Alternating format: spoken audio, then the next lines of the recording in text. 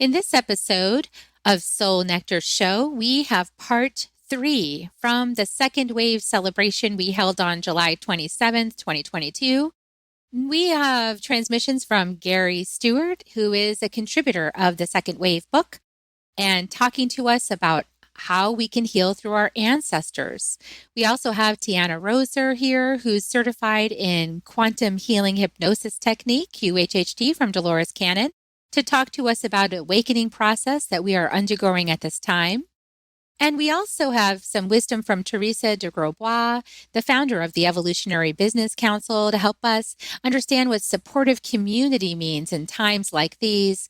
And we wrap up with Tracy King, who is the host of the podcast Gritty Mystic, to talk to us about the importance of getting grounded and letting the earth support us during this transition. Join us for a great show. Soul Nectar Show, the Soul Nectar Show. You're invited, delighted to discover who you are. Anything is possible if you believe. So join us on this beautiful journey. Soul Nectar Show, Soul Nectar Show. Before we start this episode, I, Carrie Hummingbird, and I, Akeem Sami, want you to know that you are invited. You're invited to join Soul Nectar Tribe. If you like what you hear on Soul Nectar Show, You will love being in person with us in Soul Nectar Tribe. we invite you to check it out. First 30 days is free. Right now, go to carriehummingbird.com, KERRI, hummingbird.com/membership, and sign up. We'll see you at our next tribe gathering. And now, on to the show. And so welcome back to the Second Wave Celebration event, 3 years international bestseller across 5 continents. Carrie Hummingbird here, and I am with Gary Stuart, who is a co-author of The Second Wave, Transcending the Human Drama, and contributed his wisdom from decades worth of constellation healing work as a master constellation healing facilitator, where the healing is all about ancestral healing. You know, we've had so much trauma on the earth, right? And so much just horrible things that happened to our ancestors, and we inherited our ancestral DNA. And so this work that Gary and the work that you contributed to this book, Gary, is all about that. Yes? I mean, this is a part of the second wave. Absolutely. Absolutely. And it's to include everything with unconditional love. You know, a lot of people had negative experiences in their families. I'm not denying that or endorsing it, but can we let the past go so we can be fully present and create the best future possible? What I tell people about their ancestors is, say you're a Jew living in Germany in 1934, did they expect a dictator to come who wanted to exterminate them? So they were living their best life and moving forward and everything, and they never expected that. So everyone's in reaction to the traumatic events that occurred, and they did their best. And the irony is, like, even though I came from a dysfunctional family, it was functional enough to teach me the survival skills to make it to adulthood. So as bad as some of our experiences are, and I was this fairly battered child by both parents, I see that they were teaching me tenacity, resolve, and strengthening my spirit in the most negative way possible. But it didn't, you know, the old adage, what doesn't kill you makes you stronger. Yeah, and this is kind of what we explore when we do ancestral healing work. You know, I think that what comes up for me when I first talk to people about their ancestors, they kind of roll their eyes or they go, oh, you know, it's dang ancestors, you know, like my lineage, you know, that kind of complaints, right? And actually, the ancestors respond a lot better when you're in gratitude, don't they? Absolutely, absolutely. Because, you know, what I try to tell people, I've been doing it over 24 years now, is your ancestors did not ask for what life gave them. They're in reaction to unimaginable traumas. If you have Irish heritage, there was the potato famine, you have genocide in all different countries. I mean, a lot of people think, you know, Hitler was the only anti-Semitic. Russia was killing Jews for hundreds of years before Hitler. So I don't say it lightly, but Hitler really was the cherry on the anti-Semitic cake. that was bubbling in Eastern Europe for hundreds of years before he came along. And then we have slavery coming over in the slave ships where they were packed sardines naked and chained inside a ship for a few weeks with no bathrooms. I mean, they were literally rolling in their excrement and stuff. I mean, you look at the horrific and you look at how strong. So a lot of constellation facilitators kind of focus on the trauma, but I personally focus on it to find the strength, to find the unconditional love, and take the entire family system forward with you. Because when we actually heal some of these traumatic events that live on in our bodies, right, and we're playing it out unconsciously, we don't even know that we're playing on these patterns unconsciously in our own lives. We think it's us, like, oh, this is just me. But you inherited that, but might not be you.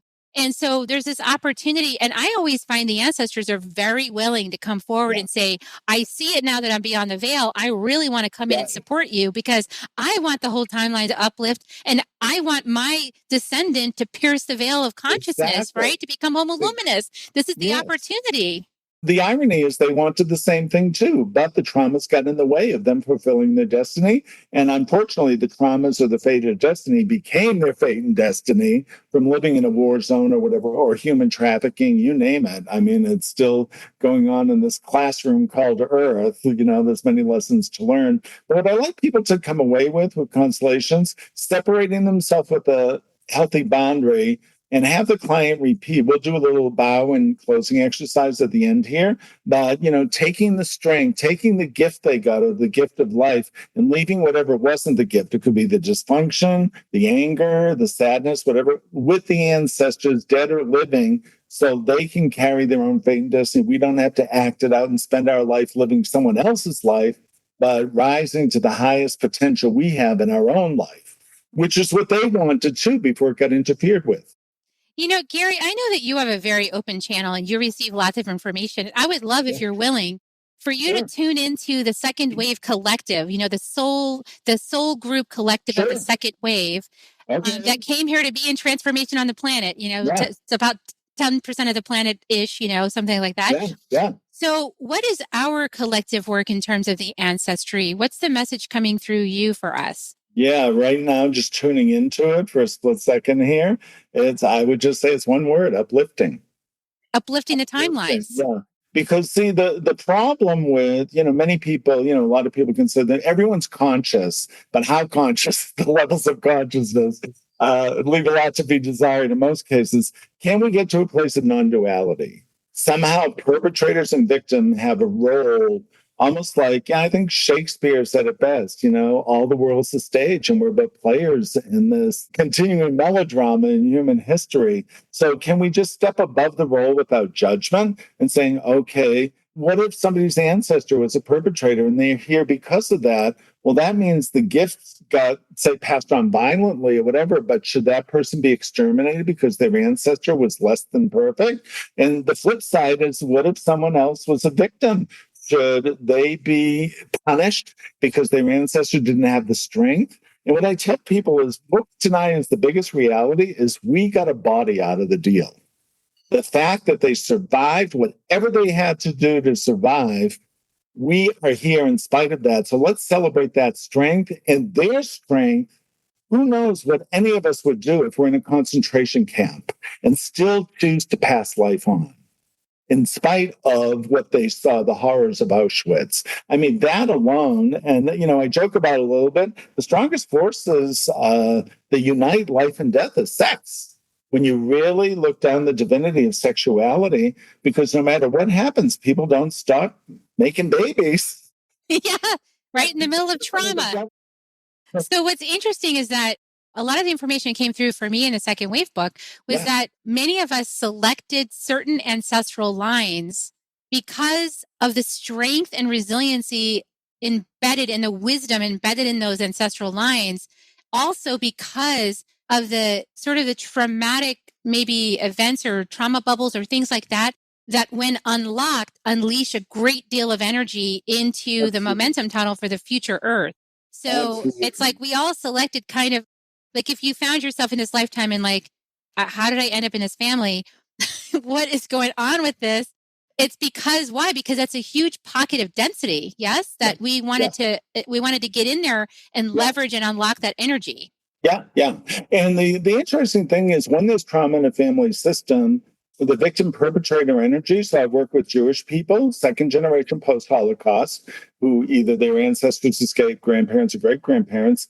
And within the Jewish family, we're finding some people represent the SS. They're holding on to that unresolved negative energy of the perpetrator. And then another family member is holding on to the victim energy of those victims who didn't make it in the camp. So here we have a Jewish family post Holocaust acting out the Holocaust within the same Jewish family system. What Bert Hellinger, my teacher, said, everything seeks inclusion. So the more we can include all the different aspects, whether we like it or not, and I'm not saying you have to be victimized by a perpetrator in your family system, you just have to accept, let them carry that energy, and we'll do a closing exercise on that, and bless them with that, even though it seems incredibly negative, let them carry it, bless them with it, and then you turn away and separate yourself from the cord or entanglement with that negative energy. Yes, because we're the ones who are awake to this and conscious to this. And so the conscious agent is the one that has the greatest power to transform the situation for everybody. And, so that's like this work we're going to do. Well, so let's do it, Gary. Let's bless it. Okay. So, people out there, we'll just give it a 30 seconds, even though I'm not live with you, but it'll affect you the same way. So think of someone or a situation that's negative in your life, whether it's from your family, a brother, a sister, an uncle, or someone who did you wrong, so to speak, and just take them in your mind's eye, whoever that is. And so we're going to go through a closing exercise. It's kind of called release and bow, or bow and release. So imagine that person, and whatever you say to them, we find rather than forgiveness, acceptance is more powerful. So I accept the fact that we had this entanglement or struggle together. I take the gift of what I've learned from that and leave the struggle with you. So if you're saying it to a parent, I take the gift of life that you gave me. Anything that wasn't a gift in my childhood or in my life right now, I leave with you and the ancestors who came before. Then you bow with gratitude. The gratitude is very important. Then you turn away 180 degrees with your back. That present moment then becomes the past, and you're facing your future with the cord cut, the entanglement resolved, because in a way, you're resolving it through unconditional love. You're blessing them to carry the negatives that you don't want to carry anymore. And 9 out of 10 times, I can't tell you how many people represent dead ancestors in the room, and they're happy to carry it because it belongs to them. It doesn't belong to us. It happened in their lifetime. And so much of us carry baggage these days, but the baggage is for a time and place that no longer exists. So why are we keeping a negative moment alive for centuries when it should go back centuries and be done with? So I'd like to say we're finishing the past to have a great present and to build a dream future that we want to live in. That's beautiful. Okay, so everyone, let's do it. So just take a moment, see that person. Just only let yourself have the gift. So if you have negative family system, I take the gift of my body and my life. Anything and everything that's not the gift, mom, dad, whoever, I leave with you.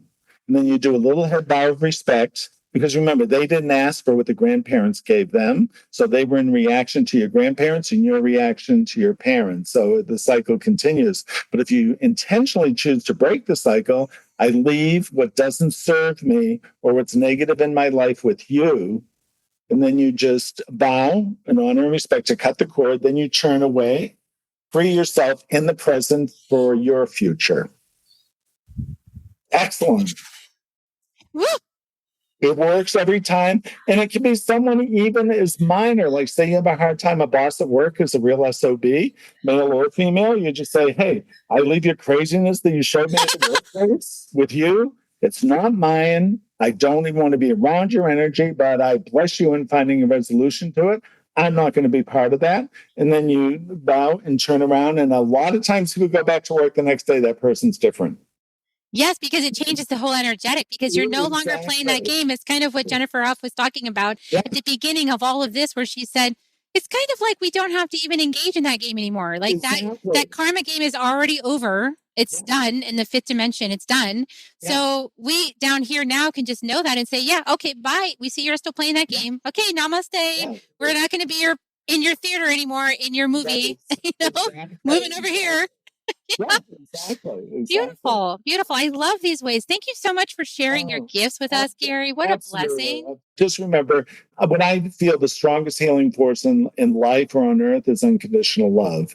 So remember, one of the bigger lessons I've learned with all the perpetrator victim work I've done is no one asked for what life gave them.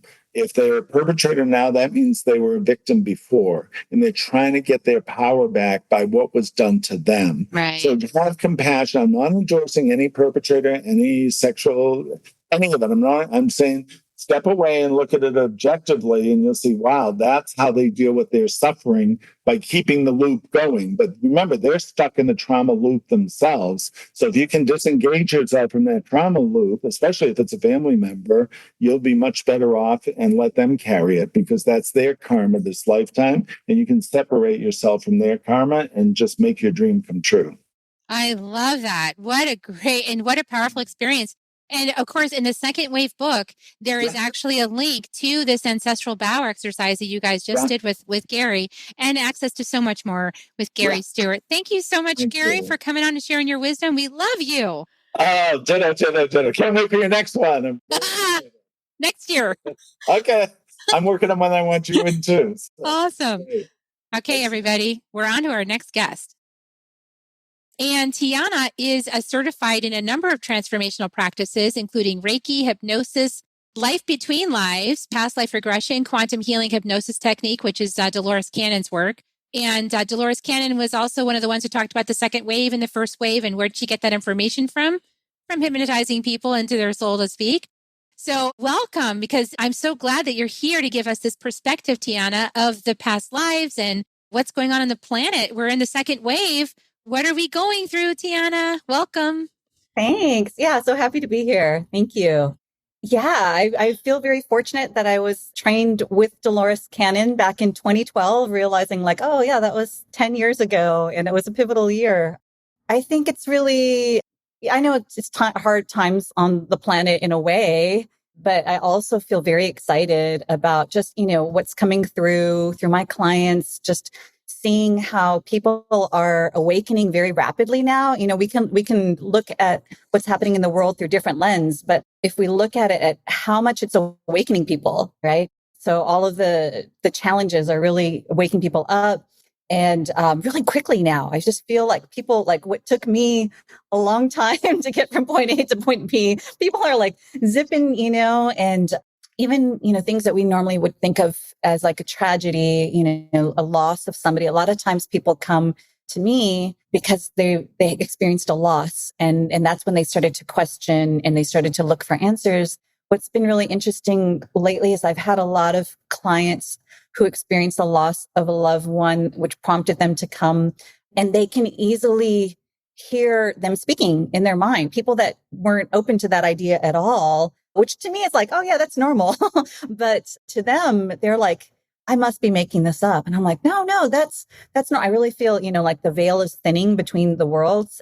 So it's getting easier for us to access this, whether we're speaking to our loved ones, our guides or higher beings, or even each other telepathically. I've been having a lot of those kind of experiences where it used to be maybe in this like small circle of people that I was really close to where I'd have those. And now it's kind of broadening out where it's getting easier for us to tap into each other in that way. And so I think I know you and I and the others that are going to be here, we're sort of fortunate because this is what we do all day long. Yeah, this is my whole job. Yes. And so we get to talk about these spiritual things all the time, and I host a spiritual meetup, and we actually met last night. We meet once a month, and so many people are just like, there's nobody else in my life to talk to about this. So they're not spending all day talking about this. So these things seem weird. But then when, you're doing what we're doing and you're meeting all these people across a broad spectrum, across the population, you're realizing like, no, this is happening for a lot of people. They just didn't know. There's actually like 3 women that come to the meetup that are neighbors that didn't know that each other, that they were each having these awakenings. Yeah, they're like knew each other, like through where they live, being close to each other, or through their kids, but didn't know like, oh, you're a psychic too. And oh, you work with these things. And so I think, I don't know, it's where you put your focus and attention. And we're lucky that we have that. But there's a lot of exciting things to look at as far as a lot of people waking up and a lot of spiritual abilities coming on online now. What are you seeing in terms of sort of wrapping up soul like past lifetimes, right? Because we're sort of in this time now where we have this opportunity to clear up the old stuff that happened in other lifetimes. You know, that cycle of like some karma happened, some horrible thing happened, some trauma happened, and then you didn't resolve it before you died. So now guess what? You have the next life where you get to like that whole pattern Jennifer Huff was talking about at the beginning. I know you weren't able to be here for that part, but she was talking about how it's almost like we can move to this space of not even having to go into this long process anymore of like, I'm going to go and look at my old wounds and heal all this kind of stuff, which I basically did when I integrated my last lifetime, which I talk about in the second wave book. It was like a 10-year process, right? Of like integrating this past life and the experiences and having both of those things happening at the same time in one body is very disorienting. And then figuring out how to heal all this, right? But now it's kind of like, what if that was just a different game we played on the planet called Karma Game and like Monopoly, and we can just set that game aside and go, that's nice. Now we're moving into this other game. Like we get to pick other games to play. We don't necessarily have to get all embroiled in this old paradigm that we've been learning from up until now. What's your insight about that? I'm open for that. I feel like I don't like to say like, oh, this is the way it is because it's constantly evolving, right? Like what I thought was possible or even what I was trained, from my teachers that I highly respected. And they said, oh, this is possible. And I've always kind of let like, well, that's great. I'm also open that more than that can be possible. Then continually, I have clients that come in that are teaching me like, oh, more than that is possible. So I don't like to like say it's like, yeah, we don't need any of that anymore. And it's all done for sure. But I also do think that it's very possible that we could create. And I also think what I've really seen is that there's just so many paths up the mountain. So to think that everybody's going to have the same experience, like some of us, maybe we need that time and that's part of our process. And we will need a more integration process. And there's things that we really get from going through that. And then others, it is going to be just instant, and, or maybe sometimes it's going to be instant and sometimes there's a journey. So I don't like to like box it in because that's one of the things I've seen is that sometimes things like, for instance, I won't go into this fully, but like I'm a twin flame and there's like all these people like, this is what the twin flame journey is. No, this is what, but actually there's probably a lot. And it's not that it's all like, oh, you're wrong and I'm right. And I think that goes back to what we're going through right now with these polarities and dualities is like accepting that it might be true, all of these possibilities. Some are going to have still, we have to experience some struggle in order to grow. And then others will be like, oh no, I can just only grow through joy now. And then there'll be some that like have struggle and joy. And so we don't want to invalidate anybody else's path by saying like, oh, that's the old way. Oh, you got to let that go. No, maybe that's very valid for them. And then, or also we don't want to be stuck to the old, I think it's really interesting time on the planet because with the Aquarian energies coming in, yeah, we can create a totally new game. Does that mean that we just throw out all the old or there's value, like I found this really interesting, as a Reiki master and then just in other things that maybe I participate in say plant medicine ceremonies and things where this has been coming up where people are like, oh, do we still have to do it that way? Because that was created back maybe in a time of sexism or in a time of, disempowerment and this. And are we keeping to this kind of tradition just because that's the tradition? So where do we throw some of that stuff out and create new? Or where are we just trying to create new and we're throwing out something that's tested and true? I think these are all really interesting questions that I don't think we can like firmly stay on one side or the other. We're learning how to stay open and to like case by case, moment by moment, discern rather than to try to rigidly stick to one perspective. I think that's a really important thing that we want to keep in mind right now as it's been so polarized is just to be curious and be open and not stick to one side or the other. Oh, that totally jives with other messages that were delivered So I love how the messages come through different people, right? But it's like a different way of expressing it. And it is, what you spoke to for me really it hints at this, the embrace of change. We're really being invited to not cling to a belief or an idea, or it has to be this way for me to feel safe, or comparison. Like, these are all paradigms from the Piscean age that we can keep doing if we choose, right? We have free choice. But there's also like these new options now where we can actually be way more fluid and in the moment, as you said, and be more curious, more inquisitive, more, well, maybe let's talk about that. You know, maybe for the group that you're in with a plant medicine ceremony, in this one ceremony, you might all talk about, how do we want to do this? Or this is how we've done it in the past. We're opening it up. What does everybody feel in this moment, in this particular configuration, in this segment? You know, and this particular container has been set to attract the second wave people, right? The people that came here to the planet to change things, to create and instill change. So that's interesting that these are the conversations that we are being invited to have. Yeah, I wish that, I was working all day, but I wish I could have, I guess you're recording it. So it is. I'm recording it. You'll look back and hear what everybody else had to say. But yeah, I think that it doesn't look very pretty right now, and it doesn't feel good all the time while we're going through this. But that's the thing that we have to constantly come back to, is remembering that we came for this time. We came wanting to do a lot of shifting and clearing. And that's what I I know I came in to like balance a bunch of karma from a long time ago. And I remind myself, so when something comes to me and it feels like not fair, remember, everything is fair and everything is energy. And I know that I have what it takes to work through that. And so accepting whatever's showing up in my life and recognizing it as part of my path and plan, and that I know that I have the energy and what it takes to shift and transform that. And I think it's so empowering. I see that with my clients when they realize, oh, I chose this ancestral lineage to be born into because I knew that I had the power to heal these old patterns that have carried over and over and over again. And it's time to shift on the planet. And so I chose to. So really just staying in that mindset and staying at the cause, not the effect. I think that that's super important to stay focused on, that I'm constantly reminding myself of, is just to stay at the source level and to perceive everything and experience it from that energy. Yeah. And cause and effects actually hints at a paradigm that, has just been our way of thinking about things, that time is a linear thing, like it's an arrow that points in one direction. But as we start opening it up, we start to realize that time is fluid and it's all happening at once. So it's not actually static, carved in stone thing, that things can actually change. So as you do your quantum healing hypnosis technique, I've experienced that through a different practitioner, but I've experienced that medicine. Things change. When you go back to another life and you resolve it or understand it or, reconcile it, your current life changes.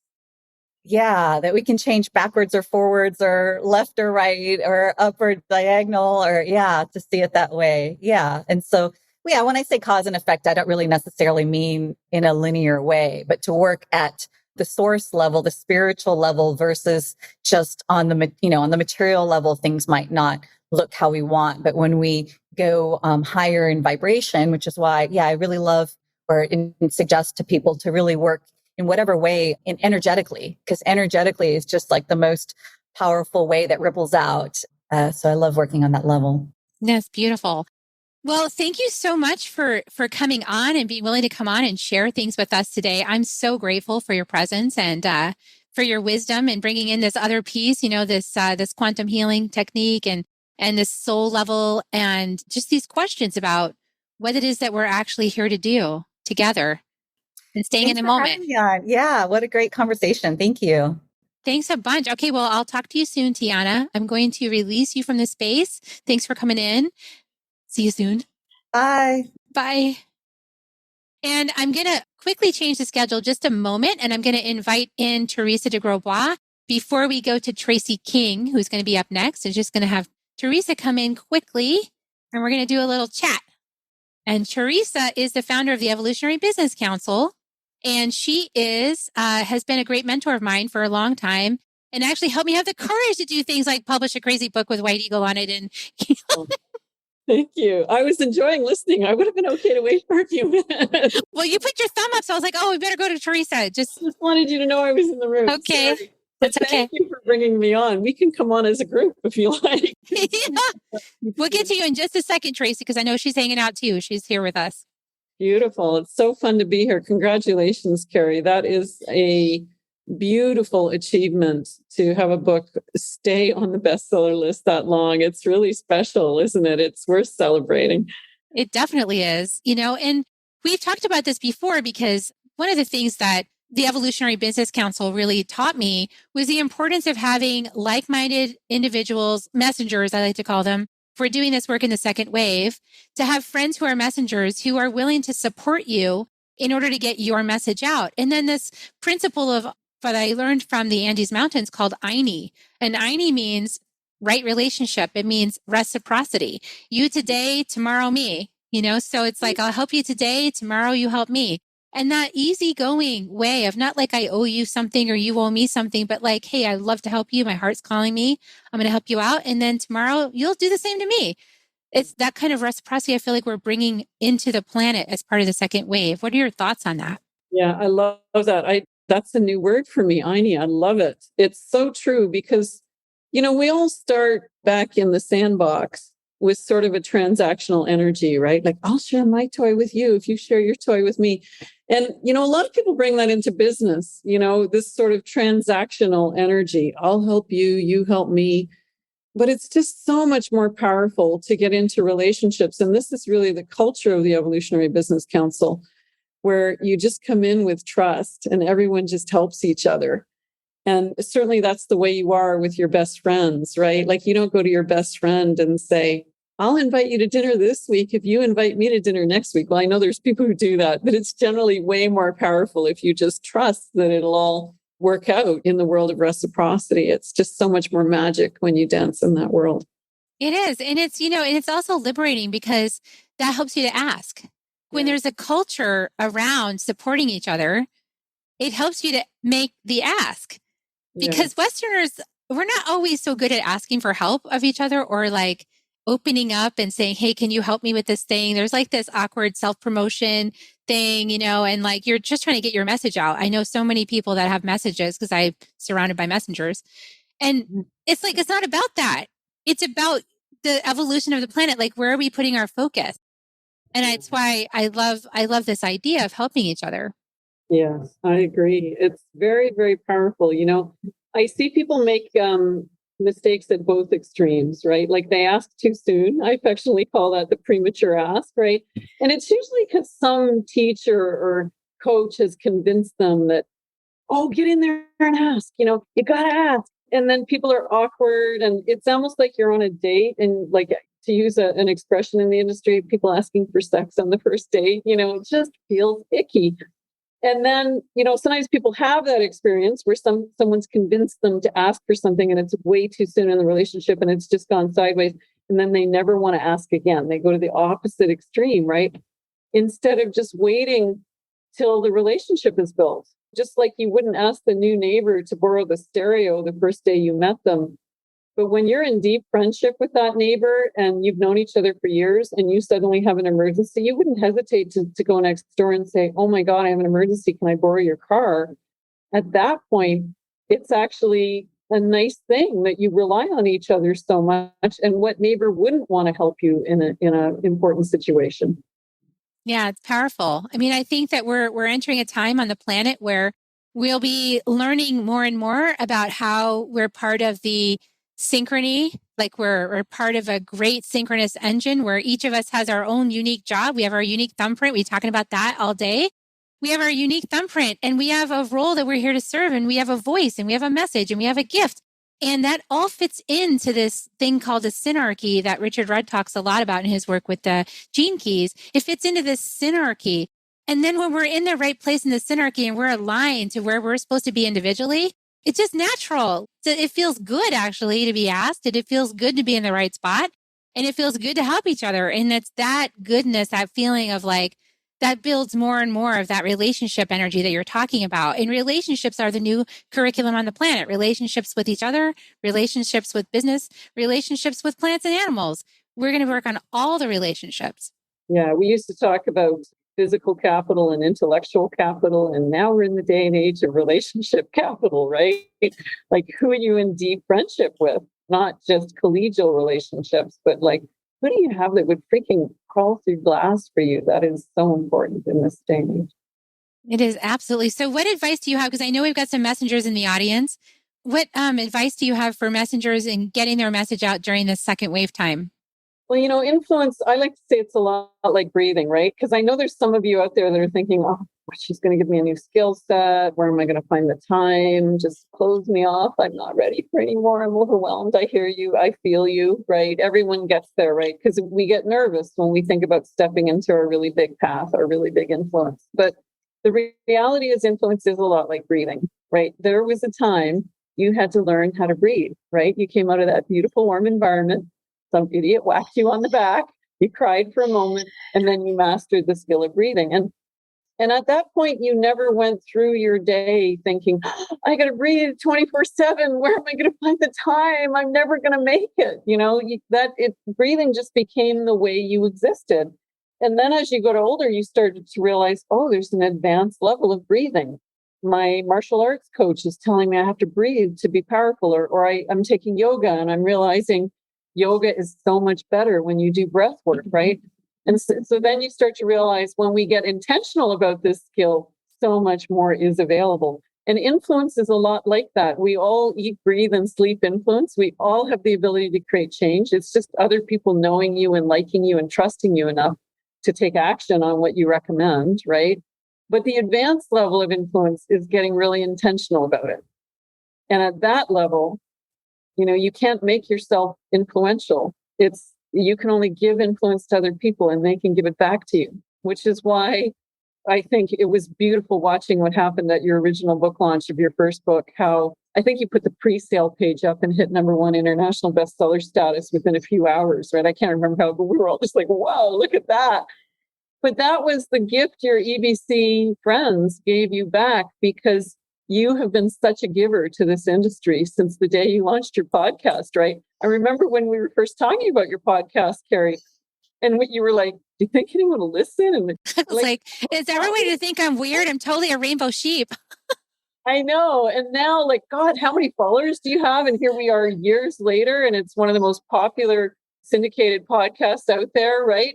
And that's really what it takes. It takes dancing and trust and giving influence to other people. And, on the one hand, Carrie Hummingbird, you're absolutely magical. On the other hand, anyone could be you. Yeah, right? It's everybody has it. Yeah. But everybody has their own inner spark, their own inner charisma that they could step into that. Absolutely. I'm always encouraging people, especially those with the voices activated. I'm like, you're a messenger and get your voice out there. You can do it. And so what? People might judge it or they, might think it's weird or whatever. But over time, they realize this, as you build the relationships with people, they realize, wait a second, this is starting to make sense. That's what we're here to do is like influence each other, even energetically, right? So beautiful, beautiful. So I know that the Evolutionary Business Council is like just still such a beautiful organization and I love participating in it. And so I thank you so much for showing your face. This is the woman who's really helped me a lot to get confident, to get out there with my message. So I just wanted to bring you up to show everybody. Rainbow's got a question too. How do you join the Evolutionary Business Council? Well, reach out to me because you got to get nominated. It's after to come in. So make friends with Carrie Hummingbird. Yeah, make friends with me. I'll nominate you. Many, many years ago, when she was a raving newbie, she's now one of the most respected members of the Evolutionary Business Council at the level of leading our retreats. We're so honored to have you now speak and lead at our retreats.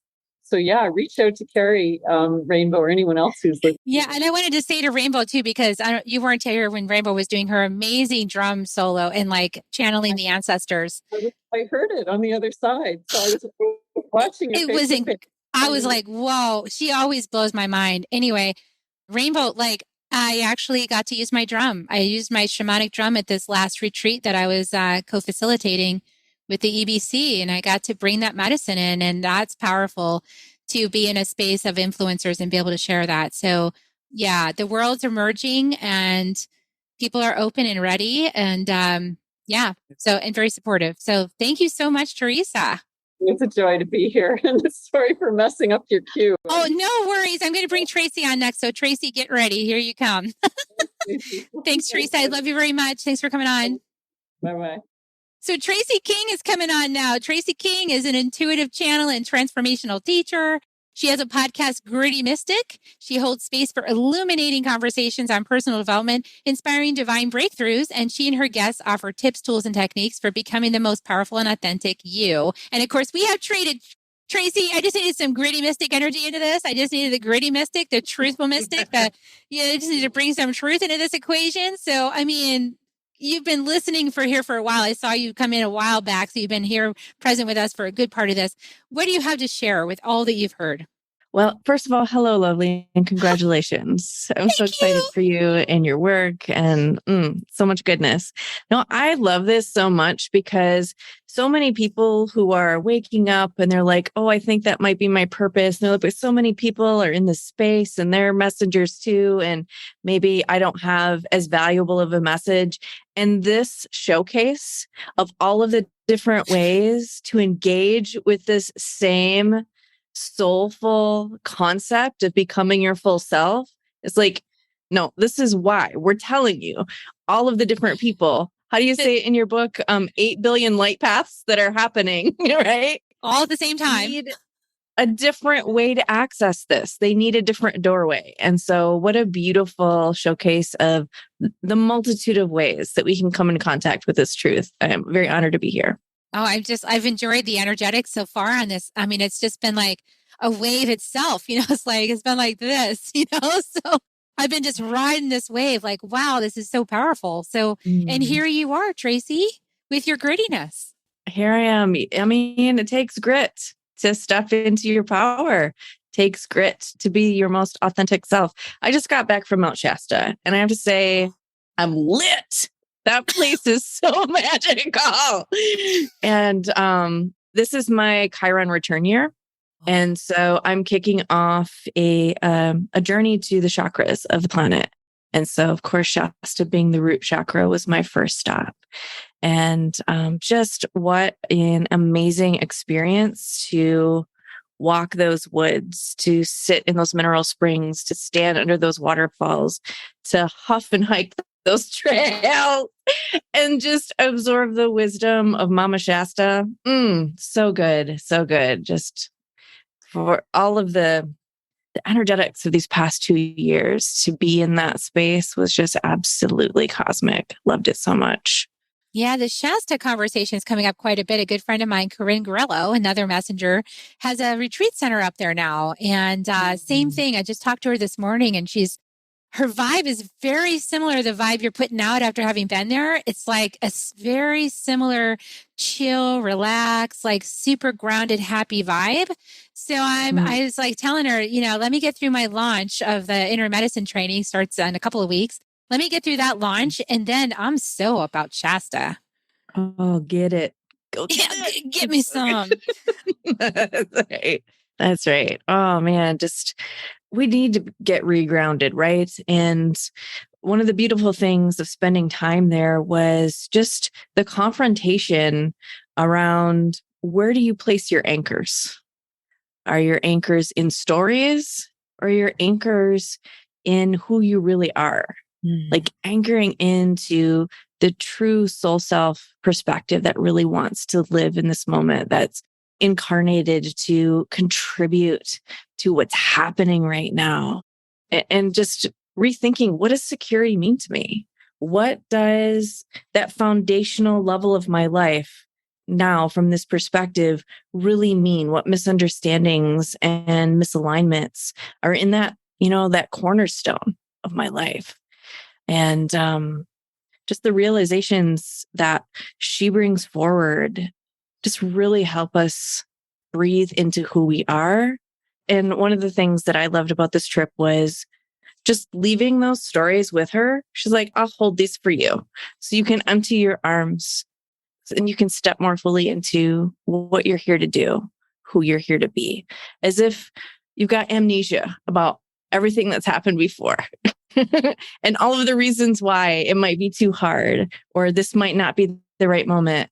or there's all of these other people doing this work, this messenger work, all of the stories we tell ourselves. Just like let her hold those so that you can go and be fucking fantastic. And I can't wait to hear about your trip. I can't wait to go. That's beautiful. What a beautiful, and the vibration. I mean, I think that's the thing that's really opening up for everyone now, I think, is this less thinking and more feeling, more really perceiving the vibratory patterns of different spaces and what they have to offer us. Nature herself, the mountains are alive. They're not things. They're awake. They're conscious beings. They're here to teach us. Like I know, I just came back from the Holy Mountain in Peru. And so that energetic of being on the Holy Mountain and calling forth the Holy Mountain. And that's one of the things we did when we first started our pilgrimage. We just made a drum circle and we made a drum prayer and we said to the mountain, take everything that I think I am. I surrender everything I think I am. So I allow you to help me reinform myself to the highest truth available to me at this time so that I can be in this ascension process and what is the ascension process allowing me to do? As Jennifer Huff mentioned at the very beginning, enjoy my life and be enriched by it. I mean, that's very simple at the end of the day. Yeah. So much goodness. I love that. That's it right there. Yeah. And it's those stories, this spider medicine is really powerful medicine for messengers, especially because we can weave a story around just about anything, just like a spider weaves its web. And we can even get ourselves caught up in there. Oh yeah. So, we all have this power of doing it. And I would include spider medicine in pretty much parents too, moms, dads, grandparents, people that watch another person grow and tell those stories over and over and over again about that person. Right. And so the second wave is actually, I noticing really asking us to be very, very conscious and discerning with the stories that we tell about ourselves and definitely about other people with whom we have a certain level of influence. Absolutely confronting stories. Stories can be medicine, but they can also be tripping hazards. And so thinking about the stories that we're telling and how true they are or how they might be holding us back from a full expression of who we are. They might be things that we think will keep us safe unconsciously, but so important to examine those and make room in your life for a new way of being. It's almost like there's this shadow patterns that can tend to trap us a little bit in a fixed position. And we're being invited to not be fixed, right? We're being invited to be in flow. And so if we find ourselves in these little stuck places, it's like, okay, are we going to stay in that stuck place? Or are we going to choose to release the grasp of that and just kind of get into the flow and get into curiosity and notice what actually happens? Notice what actually is unfolding and opening up for us, which might be a very different perception as we're able to release these identifications. Absolutely. And the guidance isn't to not tell stories because we need to heal. In order to heal, we need to hear what's happening in the tape in the background. We need to be able to see it. We need to be able to, bring it into conscious awareness so that we can be like, hey, really? Is that what I think? And either accept or reframe or chuck some of those stories so that we can just, step into that authenticity that we're here to express and be, because that's where our opportunity to expand what's possible here lives, is everyone being more and more and more of that authentic soul self right here, right now. And I think the grittiness in this equation is less about other people and more about that inner commitment to really slow down and take a look at these things more carefully, be more mindful, be more conscious with our words to ourselves and others, and that grittiness to dig into the places that are uncomfortable, right? Absolutely. Absolutely. Because the tagline, what are the rules here in terms of words? Tagline of my podcast is, becoming effing unstoppable. And I couldn't have the tagline, this is ultimately about self-mastery. That's sexy. Ew. Self-mastery. That sounds hard. It's like, yeah, but if you knew that at the end of that was being effing unstoppable, I mean, why wouldn't you just dive headfirst into it? And so, yeah, it absolutely takes grit. It absolutely takes guts to just take the radical responsibility for what we're creating here in this moment, what we're co-creating in this moment, and really take radical responsibility for our own series of awakenings and initiations in this life, transforming ourselves from an earthling with amnesia to a bright, shining, high vibing healer. Because just by being here and expressing your soul self, that in and of itself brings healing to so many other people. Yeah, and that's one of the major messages in the second wave book. And this was 2019, right? Was, okay, you want to make a big difference on the planet. And this message came through Jennifer Huff when she did her chapter, the physics of this. Like, what is the physics of it? Is that, you know, the light body is like photosynthesis and it's light. So plants share their light. We share our light. When we're around each other, we're sharing our light. We're sharing our frequency. When we speak to each other, the frequency comes from our hearts. So everything we've done to open our own hearts, open our own bodies comes through the voice. So we're sharing our frequency all the time.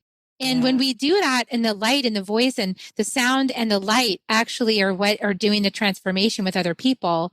This is why the shamans just sort of sit there with you. They don't really have to say anything because they know they don't. They just sing a little song, blow some apacho, it's like put a feather. They don't want the story. They're like, whatever. They just know it's not about that. It's about the energetic that they've been able to claim for themselves through their own self-mastery can be shared with others through that same self-mastery and that same, the light and the sound energetics being shared. Yeah. In quantum mechanics, we call it coherence. When different vibes come together, they become coherent with the highest vibration that we're, bonded to. And so that, being in the presence of a shaman who has done that self-mastery work just naturally levels up anyone who comes in contact with that person. And I am working with the framework of spiritual alchemy right now. And it's the ancient wisdom and ancient secrets of the mystery schools and the mystery religions. It's the inner religion. And it's kind of fun to go back into it and realize, that the whole eradication of the religions of old, the belief systems of old, as Christianity became more of a political power in the Roman Empire, that alchemy was the mystery school that was secular and laid low under the radar for so long that enough of this science of soul has been preserved that we can kind of see into what those inner mystery schools were actually all about, because they were hush hush about that. There was no talking about dangerous. And, but we're moving out of that time. We're moving into freedom with this. Absolutely. Absolutely. It's a beautiful ancient wisdom that is so relevant for this time right now, because so many people are waking up, and the people that I work with, they're deconstructing from religion, reconstructing a life that they love, a personal, meaningful spiritual path. But like, where am I? There's so much. And alchemy is a you are here map. You can find yourself in your soul's journey in this life in the map that alchemy provides. And so that's my on fire passion right now, is helping people find where they are in their journey so that they can really gain some traction in the direction of their soul self-development. Yeah, you said a really provocative thing right now, which is the map. So yeah, the map that you're following is actually really important to understand the map just as much as the connecting the dots on the patterns, right? So we've gotten really good at the pattern connecting and noticing patterns. And so that's one avenue into your liberation, is that noticing of the patterns, right? Like, this thing keeps happening. Why does it keep happening? And then, so we've been in that conversation, and what you're pointing to is the next level. It's the map. It's what map are you using to understand yourself through? Because that also influences things. And so when you change the map, you change the entire orchestration. Right. You can spin wheels, or you can get somewhere. And where am I going to get to? Well, I don't know, inside myself better with some more intoxication, an experience I'd like, and and actually meeting the experience. So it's like back to that conversation of I like it, I don't like it, it's good, it's bad. We started off with that with Jennifer Huff. It's like that kind of all goes out the window now. It's kind of more just like I am a soul and I am co-creating my experience. And there's little bits of dust, sort of still flickering around, as Susan Kennard channeled from the High Council. There's still little bits of dust, and on my field, there's sort of like little bits of here and there, and they're going to show up. And they show up in my space. And so rather than argue with them and say, why are you here? I didn't invite you. It's like, oh, well, I kind of did, because now that part is showing me another part of myself that can be reclaimed back to myself, which is, we've been talking about this since Buddha. Have your tea and invite your suffering to tea, like. Exactly. Integrate that. It's new and it's ancient. Yeah. For sure. So there's so much here that you said that's just really, really beautiful. And I so appreciate you bringing this forward. Is there any other last message that you want to share with us? Oh man, where to begin? Honestly, I would love to connect with people who are listening. You can find me at the Grady Mystic Podcast. Tune in. I would love that. And yeah, let's keep talking, Gary, because so much goodness is happening, and the collabs right here are magical. And I'm thrilled to celebrate with you today. It's been amazing how the energy all day, like all afternoon today, has been incredible. You've been here for quite a while through this. So yeah, it's been outstanding. For all of you who have been with us through this whole thing, you're champs because you're hanging out with me because I'm sitting in the seat until it's done. But yeah, it's been fantastic. And, it's magical, these collaborations, Tracy, because at some level, I posit our soul level, we already kind of all decided we were going to come and do this together. So magically, we were all available,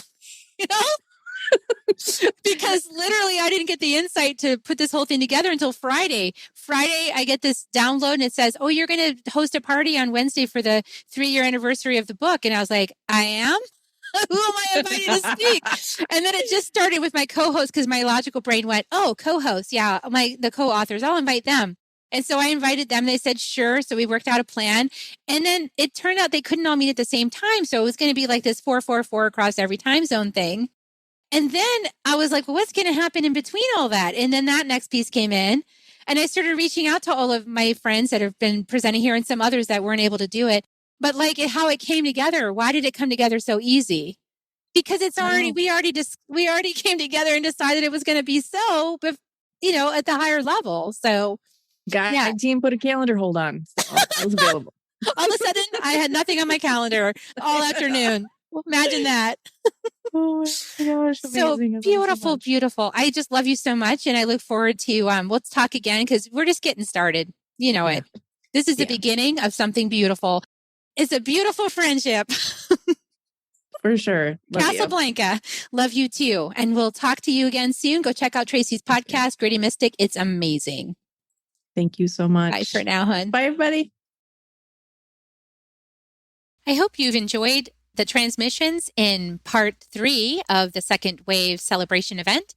And I welcome you to check out part 4 coming up next. If you found even one gold nugget in this episode of Soul Nectar Show, will you do us a favor? Will you subscribe, like, and share this episode? Maybe even write a comment and let us know what you thought about it. We really, really want to engage with you at a much deeper level. Let's be part of community together. Have a great week, everyone. Bye for now. To dive in deeper to nourishing conversation, visit soulnectar.show. Soul Nectar Show. Awaken, Nectar Show. Take a sip from the drip of nectar from the source of